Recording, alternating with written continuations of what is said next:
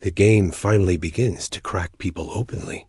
After prolonged pressure and forced decisions, the atmosphere shifts again, this time toward exposure. Silence is no longer enough to stay safe. The game introduces a condition that brings hidden intentions closer to the surface. Shiho feels cornered.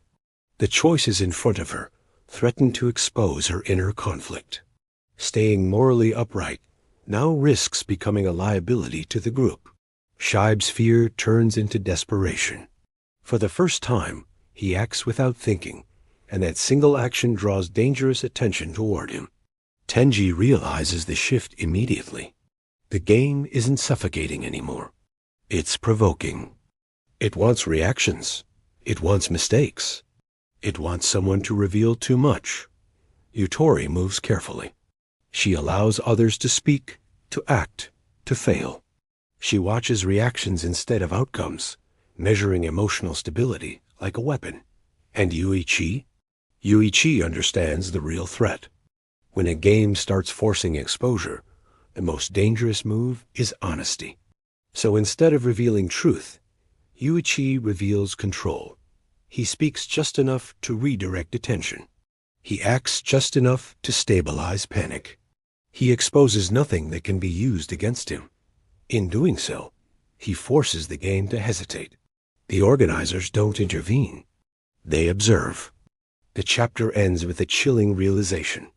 The Tomodachi game has stopped testing players individually. It's now testing who can survive being seen. And Yuuichi Katagiri is already choosing what parts of himself the game is allowed to see. The pressure escalates. After the game begins forcing exposure, the group realizes that staying neutral is no longer possible. Every action now leaves a trace. Every silence feels suspicious. Someone is always being watched.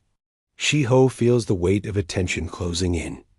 The more she tries to act fairly, the more she stands out.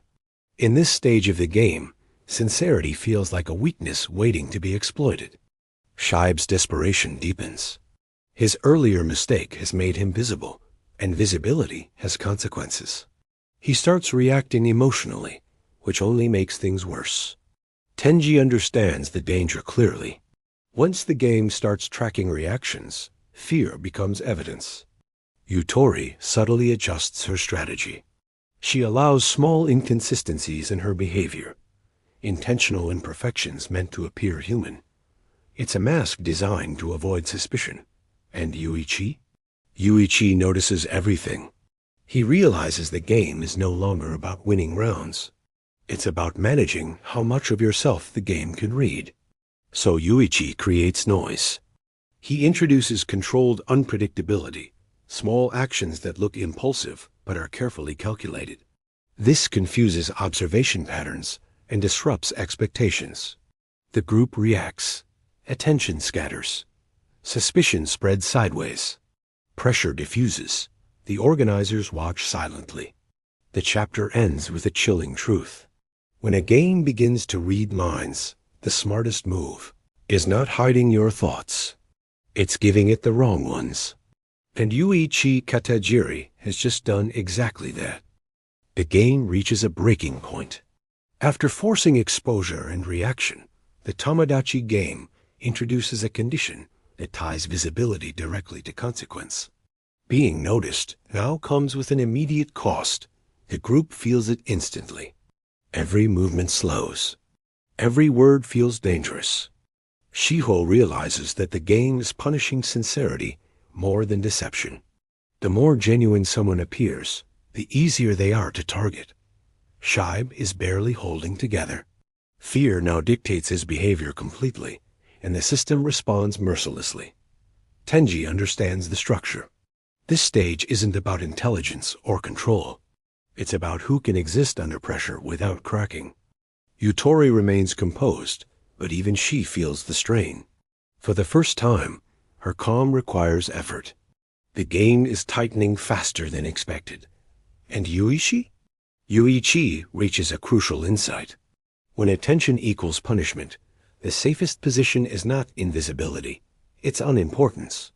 So Yuichi deliberately reduces his presence. He avoids decisive moments. He lets others speak first. He allows outcomes that don't favor him directly.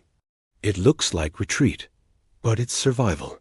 By lowering his perceived impact, Yuichi escapes the game's focus without losing influence entirely. The system hesitates. The chapter ends with a quiet but terrifying realization. The Tomodachi game has entered its most ruthless phase, and the players who survive won't be the smartest or the strongest. They'll be the ones the game forgets. The game settles into an eerie calm. After punishing visibility and rewarding irrelevance, the Tomodachi game enters a phase where nothing dramatic happens, and that's what makes it terrifying. No sudden twists, no loud betrayals, just quiet observation. Shiho struggles with the silence. Without clear threats, her instincts fail her. She doesn't know whether to act or stay still, and that uncertainty drains her. Shibe becomes almost invisible, not by strategy, but by fear. He avoids attention completely, hoping the game will overlook him. Tenji understands what's happening. This stage is psychological erosion.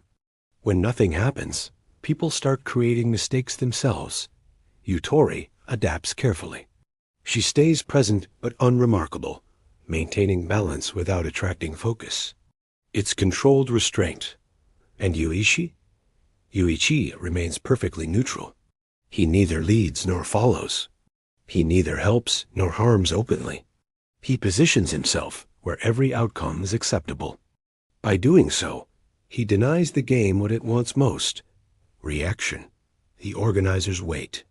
They allow the tension to build naturally, knowing someone will eventually move. The chapter ends with a chilling realization. This phase of the Tomodachi game isn't about action. It's about who breaks the silence first. And when that happens, the game will strike instantly.